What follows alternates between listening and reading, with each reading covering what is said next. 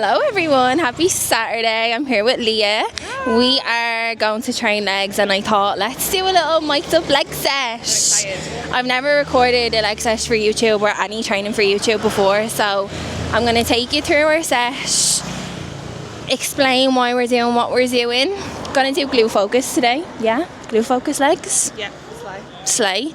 Gotta get a little glute pump before we're out today at the beach club. Oh. Obviously. I'm also just recovering from illness right now, so it's gonna be a little bit of a deloady sesh. So I'll try to through it. But let's go train. And we're gonna start with abductors to warm up. This is probably the most awkward exercise in the gym, so we're taking a little side angle.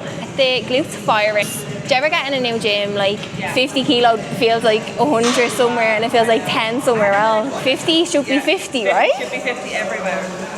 Anyways, when I'm doing this, I just lock in my core and I lean a little bit forward to target more of my glute here, but it's literally personal preference what you rather to do.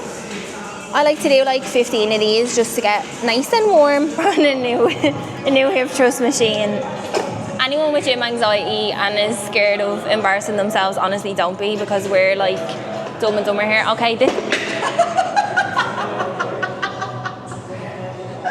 improving, never moving on. Thank God there's no hot men in here.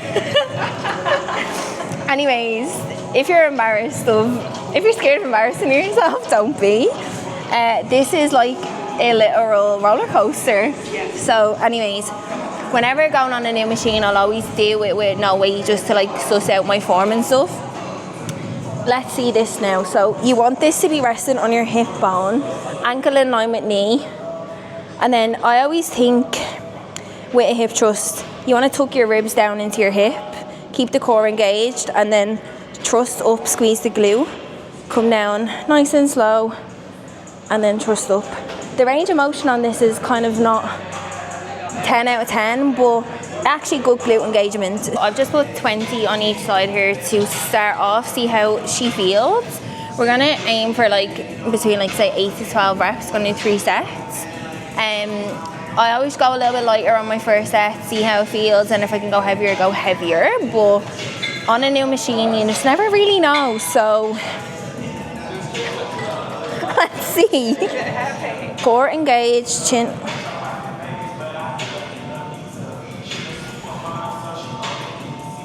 It's not. If that lever at the bottom, do you have to mesh out?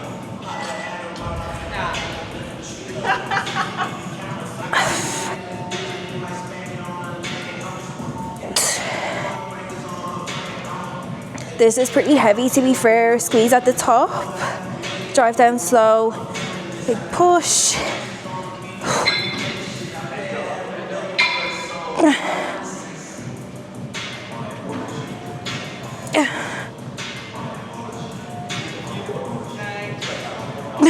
One more.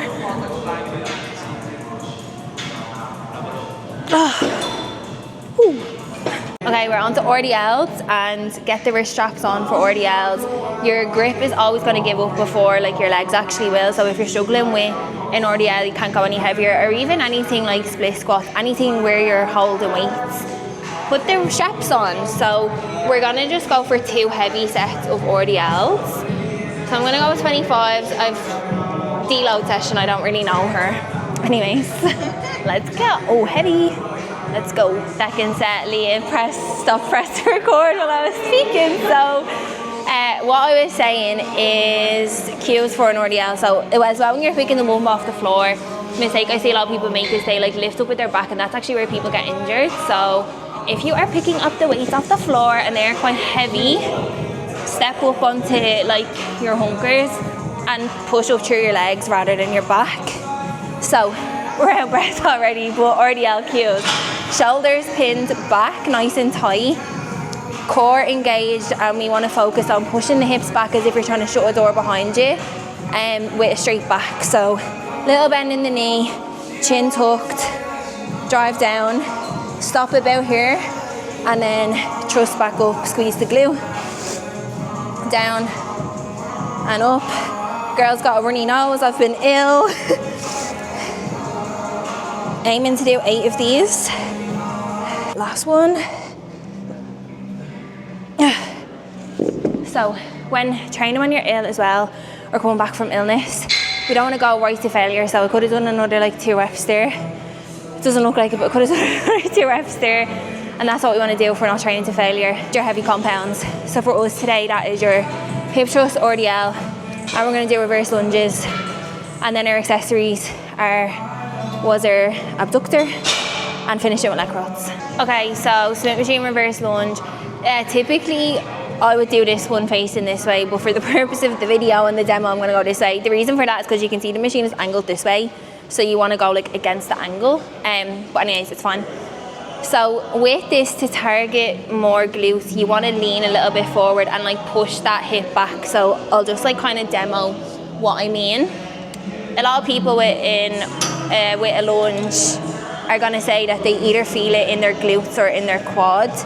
So if we want to feel more glute, place my foot in line with the mid bar here, and then what I'm doing is leaning back. I'm taking it nice and slow, and then leaning forward as I do this movement, driving all the way through this front foot. This foot is just for balance. We're not putting much weight through this at all. So just tap the toe and then drive through this foot here. So nice step back, tap the toe. We want to try get knee to ground or as close as we can. And if you want to elevate more, you can always pop on a bumper plate. So we're going to go 8 to 10 each side. I haven't been counting, so I'm just going to do like 2 more for good measure. And rest here. Also, all the hair. Mistake people make is they go straight into the next leg. You need to treat each leg on a single leg movement as an individual set. So you're going to rest between legs so that you're not tired and fatigued going into the second leg. Otherwise you're going to not hit as many reps on this side as we would on this side. Also start with your weaker side. So my left side is weaker. Start on the left and then I match the reps on the right. Last big movement. We gotta have a glute pumpy. Gotta have a fat ass for the beach club. For the club. I hate myself. Okay, let's go.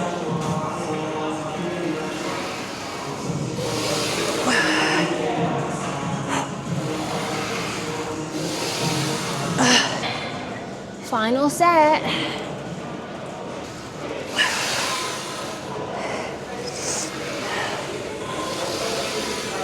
This is heavy.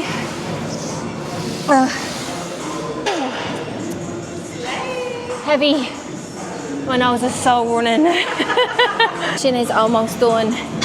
I really love a reverse lunge. Like I would pick a reverse lunge over a Bulgarian split squat any day, but you can kind of do either. Like you just want to make sure when you're structuring a glute day that you've obviously got activation, you've got hip hinge, you've got a squat pattern and a single leg pattern in there as well, because most people have dominant sides of their body. So if you're not including any single leg movements, you're never going to build up your weaknesses. And for me, my glutes are probably my weakest body part. I've got issues with my glutes, with my lower back. So it takes a lot for me to activate it. So I need to really focus on my muscle connection when I train, and also not going too heavy and actually stripping the weight back and focusing on form, which is a mistake that I see so many people make.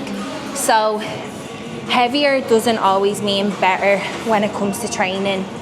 If you're not feeling the movement in the muscle that you should be feeling it in, it's not working the muscle, guys. So pull the weight back, strip your ego, and instead of like trying to lift as heavy as possible, just actually focus on engagement. We're going to finish off now with some hamstring curls, and then we're going to go get fed. But that essentially is our glute day. Nice and simple. You don't need to do hundreds of movements, and you don't need to change your movements every single week either. I get asked this off clients all the time.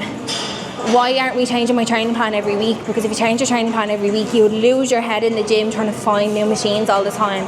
Do the basics, do them well, get stronger with those basic movements over time, and you will build a fat ass. To our final movement, lying hamstring curl. I'm going to keep that pretty light because I have got the weakest hamstrings on planet Earth. I always find it hard to set up to you. I wiggle it about 55 times. So anyways, there's obviously you've got all your different levers. I like to have it pretty low here. I feel like maybe here for me. See, so you want your knee to be at the bottom of this here, and the pad should be like middle of your calf. It's rolling down, so that's not good. Part 2 of don't be afraid to make a fucking show of yourself in the gym. Anyways.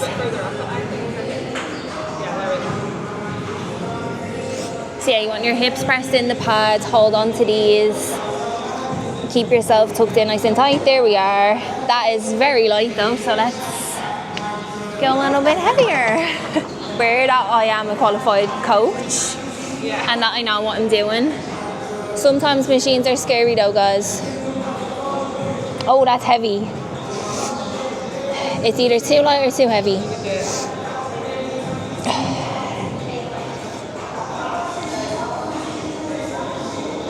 Squeeze. Whew. I hate hamstrings. I think they're like my least favourite body part to train, but we need to train hamstrings if we want to have nice glutes too.